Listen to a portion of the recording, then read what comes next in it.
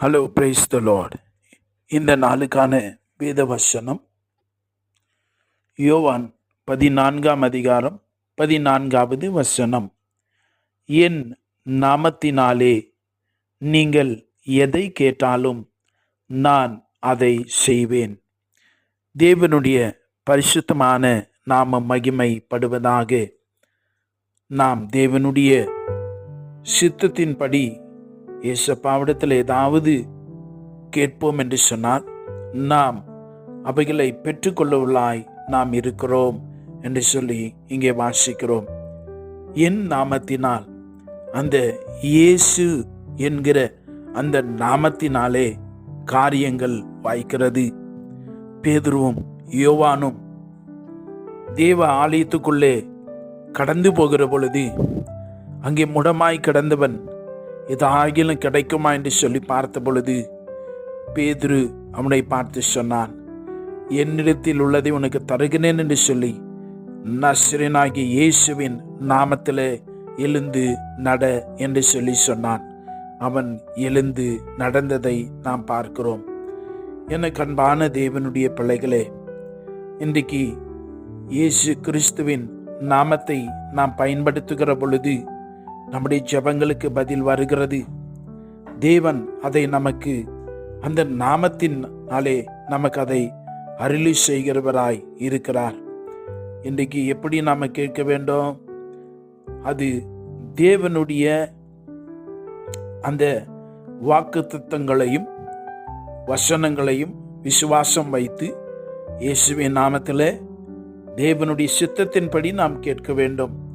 எப்படி நாம் அவரிடத்திலிருந்து பெற்றுக்கொள்ளலாம் என்று சொன்னால், எல்லா விண்ணப்பங்களும் அவரை சார்ந்ததாய், அவருடைய குணாதிசயத்தை சார்ந்ததாய், அவருடைய அதிகாரத்துக்கு உட்பட்டதாய், அவருடைய மகிமைக்கு ஒத்த குறிக்கோளை கொண்டதாய் இருக்க வேண்டும்.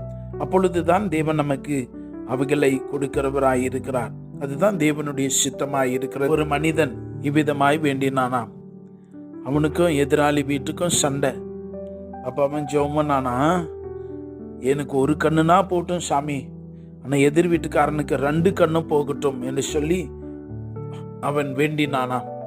இன்றைக்கு வேத வசனம் சொல்லுகிறதை கூட நாம் கவனிக்க வேண்டும். நாம் இயேசுவிடத்தில் கேட்கும் பொழுது எந்த நோக்கத்திற்காக நாம் கேட்கிறோம்? அது தேவனை அவருடைய குணாதிசயத்துக்கு சார்ந்ததாக இருக்கிறதா? அவருக்கு விருப்பமானதை கேட்கிறோமா?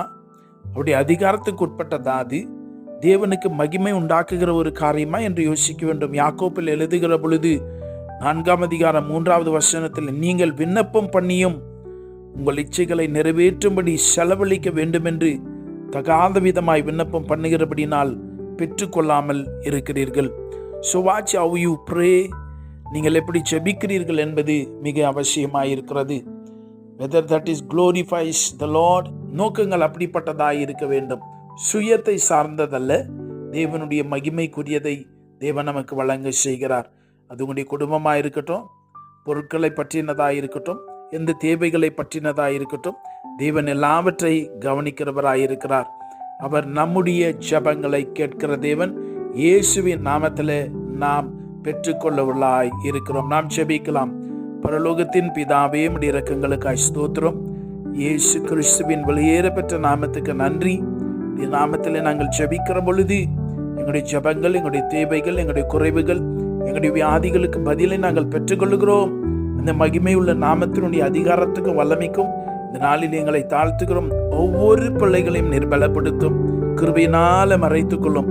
இயேசுவின் நாமத்தில் ஜெபிக்கிறோம் பிதாவே. ஆமென். God bless you.